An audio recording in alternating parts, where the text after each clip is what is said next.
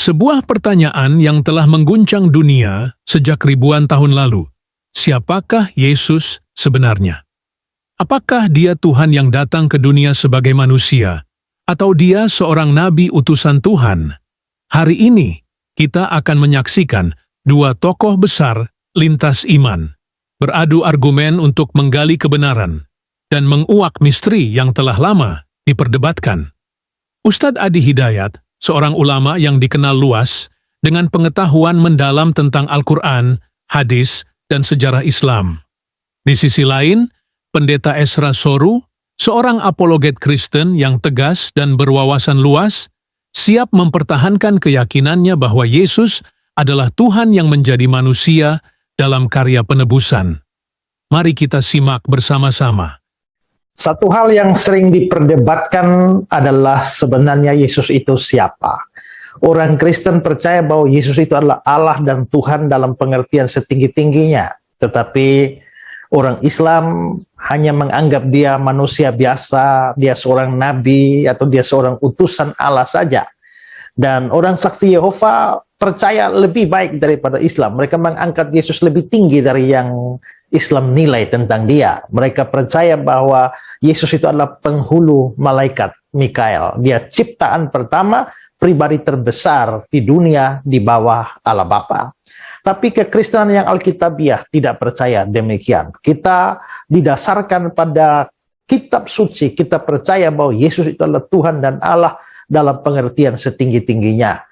Orang-orang Islam sebagian menuduh bahwa Yesus baru dijadikan Tuhan pada tahun 325 pada sidang konsili Nisea. Itu seperti pandangannya Irene Handono, juga Zakir Naik dan sejenis mereka lah ya. Tetapi jelas itu adalah pandangan yang menunjukkan bahwa orang yang mengeluarkan pandangan tersebut adalah orang yang buta sejarah. Kalau kita bicara tentang Yesus itu adalah Tuhan dan Allah, maka sebenarnya dalam perjanjian lama sendiri itu juga sudah bicara bahwa Yesus itu adalah Allah. Nubuatan yang terkenal terkait dengan Yesus itu adalah Yesaya 9 ayat yang kelima yang berbunyi, sebab seorang anak telah lahir untuk kita, seorang putra telah diberikan untuk kita, lambang pemerintahan ada di atas bahunya dan namanya disebutkan orang penasihat ajaib, Allah yang perkasa, Bapa yang kekal, Raja damai. Nah, ini adalah nubuatan tentang Yesus. Ada yang menolak karena di situ dikatakan sebab seorang anak telah lahir. Kalau itu nubuatan tentang Yesus seharusnya akan lahir, tapi di situ dikatakan telah lahir. Memang kalau kita membaca dalam pengertian kita begitu, tapi kalau pengertian orang Ibrani, sesuatu yang pasti terjadi di masa akan datang, saking pastinya dianggap sebagai sudah terjadi. Karena itu tetap itu adalah nubuatan tentang Yesus, dan secara eksplisit dikatakan namanya disebutkan orang Allah yang perkasa. Bahasa Ibrani adalah El Gibor. Kalau Yesus hanya malaikat, bagaimana dia disebut sebagai Allah yang perkasa?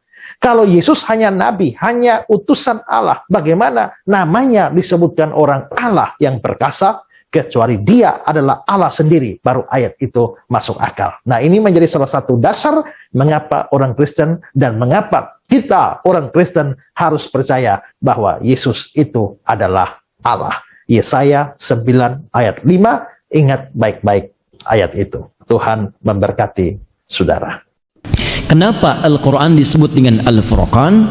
Karena di dalam isi Al-Quran itu Allah menerangkan tentang kriteria-kriteria, aspek-aspek tertentu yang membedakan antara satu dengan yang lainnya. Apa di antara contohnya? Misal, di dalam Al-Quran Allah bedakan antara sifat-sifat Khalik dengan makhluk. Apa tujuannya? Untuk memudahkan kita kemudian ketika akan menguatkan keyakinan kita tentang ketuhanan Allah Subhanahu wa taala. Jadi kalau ada yang menyoal Anda, kenapa Anda memilih Islam? Kenapa Anda menetapkan Tuhannya Allah? Anda bisa menjelaskan. Maka dijelaskan oleh Al-Quran, ini loh beda Tuhan dengan makhluk begini, beda Khalik dengan makhluk begini. Saya tetapkan Allah karena hanya pada Allah lah semua sifat ketuhanan berkumpul, dan beda dengan makhluk. Bagaimana cara menerangkannya? Buka Al-Quran. Maka disampaikan oleh Al-Quran, prinsip pertama, Khalik Tuhan mesti beda dengan makhluk, mesti beda.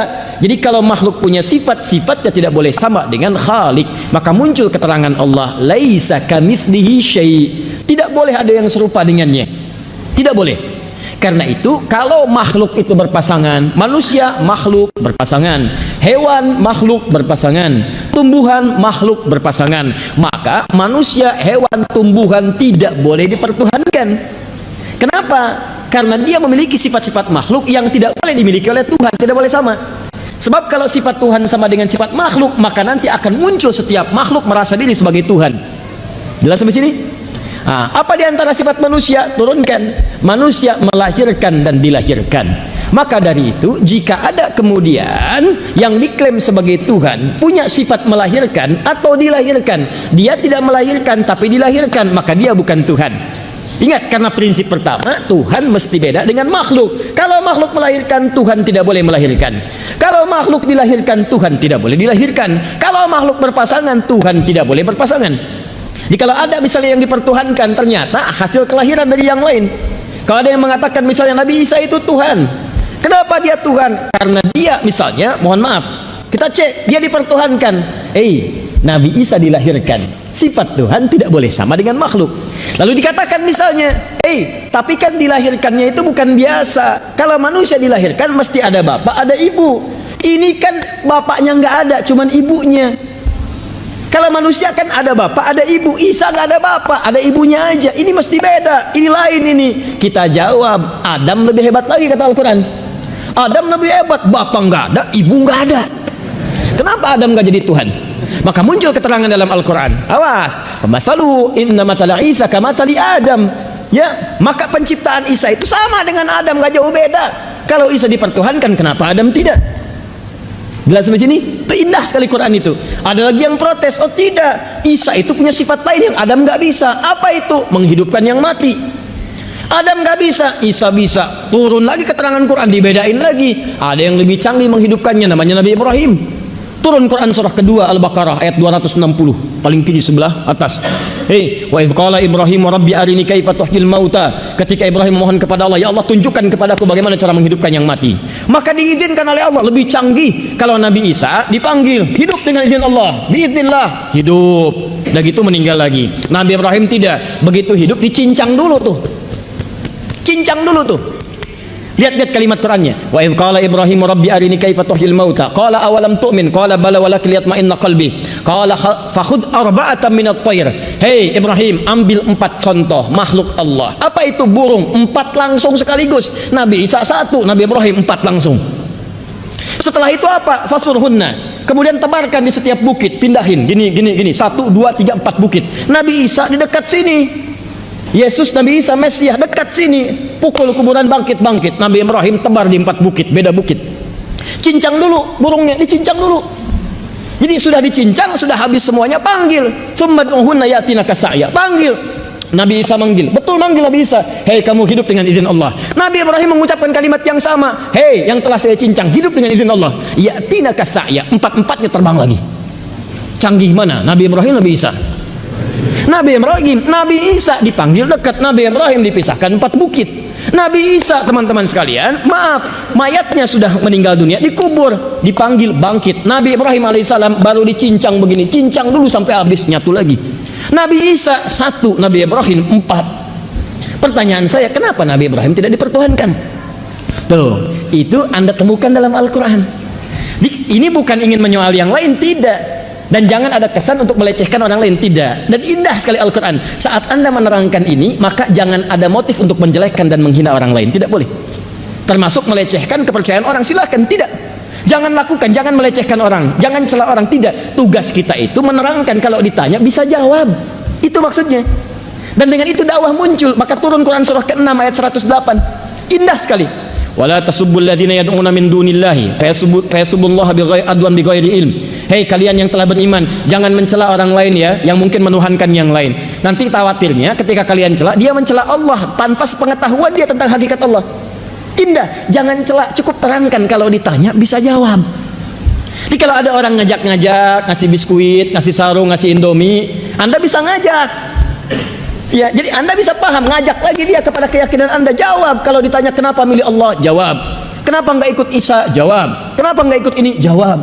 Jadi Anda bisa menjawab. Itu yang disebut dengan Furqan namanya. Pertanyaan saya, dari sekian lama kita berislam, pernah nggak menggali nilai-nilai itu? Sekarang orang sibuk bicarakan ini, bicarakan itu, bicarakan ini, tidak sadar bahwa banyak orang-orang yang telah menghasut dan menjauhkan kita dari keyakinan keislaman kita. Pelan-pelan dipreteli itu. Dan sekarang banyak, coba silahkan cek. Bagaimana ada orang-orang yang membawa tanpa terasa, kemusyrikan mulai datang, dibawa ke tempat ibadah orang lain. Kemudian ada lagi paham yang Allahu Akbar. Hati-hati dengan paham-paham semacam ini. Awas, awas, ada paham sepilis. Sepilis. Tahu sepilis artinya? Sekuler, liberal, pluralis. Di antara paham pluralisme itu menyamakan sebuah agama sama. Ya, caranya beda-beda menuju Tuhan yang sama. Itu kepercayaan baru tuh. Ya, hati-hati itu, hati-hati dengan yang seperti itu. Semua dianggap sama. Ya kalau dianggap sama, kenapa Anda pilih beda? Ya kalau dianggap sama, kenapa memilih berbeda? Ini paham semacam ini, maaf ya, sebodoh-bodohnya orang jahiliyah, sebodoh-bodohnya orang jahiliyah tidak pernah punya paham seperti ini. Sepintar-pintar orang sekarang melakukan sesuatu yang tidak pernah dikenal oleh jahiliyah. Ini pertanyaan saya, bodoh mana gitu dengan zaman jahiliyah itu? Silahkan cek, orang jahiliyah itu sebodoh-bodohnya. Waktu Nabi berdakwah, mereka datang kepada Nabi, ngajak Nabi, malam-malam datang, ya Muhammad SAW, kita nggak usah berselisih, kita nggak usah berperang, kita emang beda, ngaku kita emang beda, tapi jangan perbedaan ini menjadikan kita berperang. Udah gini aja deh, malam ini kami nyembah Tuhan kamu, besok-besok kamu nyembah Tuhan kita. Cuman mereka mengatakan kita memang beda tuh. Maka setelah itu turun surah Al-Kafirun, qul ya ayyuhal kafirun la a'budu ma ta'budun wala antum 'abiduna ma wala ana 'abidum ma. Tuh, terus sampai lakum dinukum waliyadin, ujungnya, sampai ujungnya. Dan itulah keindahan toleransi dalam Islam. Hei, dan bahasanya lembut sekali, menggunakan bahasa yang sangat elok, sopan. Makanya ketika disebutkan kalimat ini, Abu Jahal, Abu Lahab nggak pada marah. Apa kalimatnya? Kafir. Kata Allah turun ayat, katakan hei orang-orang kafir. Tuh, Abu Jahal, Abu Lahab dan abu-abu yang lain itu saat itu betul. Ini saya tidak bercanda, saya serius. Abu Lahab, Abu Jahal, yang lain-lainnya itu pakar bahasa Arab. Mereka bersyair bisa, orang jahiliyah, bahasa Arabnya paling fasih. Disebut kafir, nggak marah tuh. Hei orang-orang kafir, iya tuh. Orang sekarang, Abu yang sekarang tuh agak beda. Benar, saya serius. Itu bahasa Arab nggak bisa. Silakan tanya, nggak bisa. Ya, paham bahasa Arab nggak ngerti. Baca Quran berantakan. Ya, hadis tidak paham. Dan seterusnya. Kemudian dipanggil kafir, marah. Ya, yang paling menarik bukan dia yang dipanggil, kok dia yang marah gitu. Itu kan agak aneh itu. Ya, itu kan agak aneh. Dan itu sebetulnya kalimat kafir itu kalimat sopan sekali. Dari kata kafar, sesuatu yang terhalang, tertutup, yang tak nampak, diserap ke dalam bahasa Inggris di cover. Cover ini menutup isinya sehingga tak tampak, terhalang. Kalau Anda sengaja menutup diri sehingga tidak ingin tampak di hadapan banyak orang, saya tutup wajah saya sekarang. Kelihatan?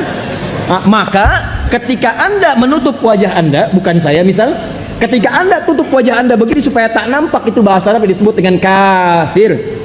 Orang-orang yang menutup supaya tidak tampak, gak tembus tuh pandangan kepada Anda. Kenapa orang-orang dulu disebut dengan kafir? Bahasa sopan.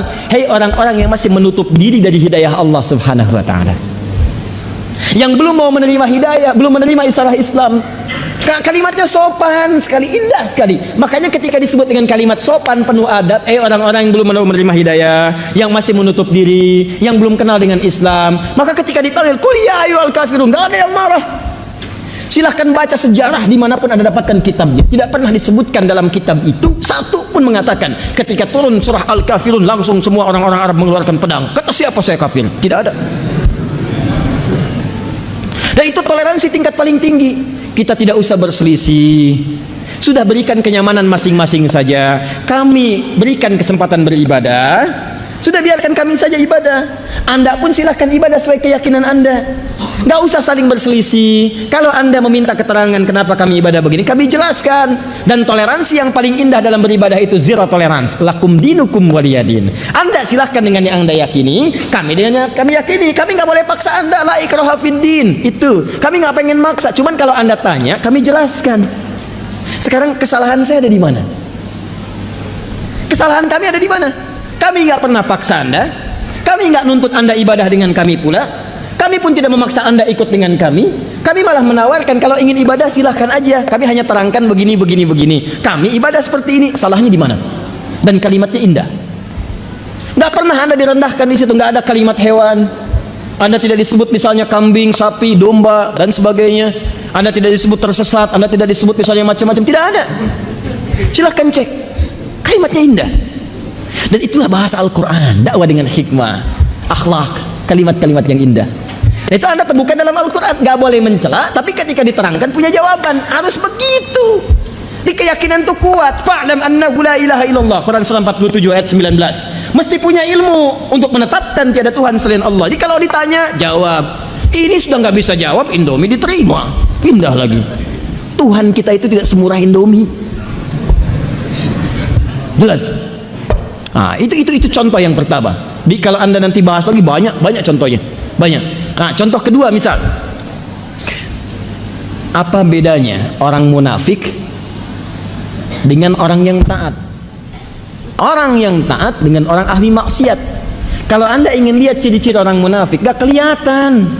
Kadang bergaul dengan kita, kadang-kadang kalimatnya menarik, retorikanya begitu cantik kayak yang benar, padahal itu musuh yang paling nyata.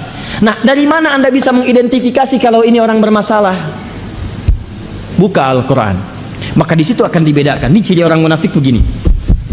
Kalau dengan Anda, dia bisa mengangkat-angkat Anda. Di belakang dia jadi masalah. Langsung dikasih contoh. Ini teorinya, ini ciri-cirinya, ini sifat-sifatnya. Contoh zaman nabinya seperti ini. Contoh zaman sekarangnya kekinian. Ada ditemukan. Ada semuanya. Dan itu ketika Anda bawa ke dalam pergaulan, Anda akan temukan. Bukan cuma urusan agama aja. Nanti di kantor, Anda bisa temukan. Orang-orang dekat dengan Anda, begitu jabatannya didapatkan, Anda didepak kemudian. Ada. Di bisnis, ditempel Anda. Begitu proyeknya dapat, Anda dibuang. Ada. Ada. Kalau Anda tidak identifikasi dari awal, Anda yang terjerumus nantinya. Perdebatan telah selesai, tetapi pertanyaan tentang Yesus itu Tuhan atau Nabi utusan Tuhan akan terus membekas dalam pikiran kita. Debat ini bukan hanya tentang memenangkan argumen. Ini adalah panggilan untuk berpikir lebih dalam, untuk bertanya lebih banyak, dan untuk terus mencari jawaban. Karena dalam setiap keyakinan pasti ada ruang untuk dialog dan pemahaman yang lebih luas.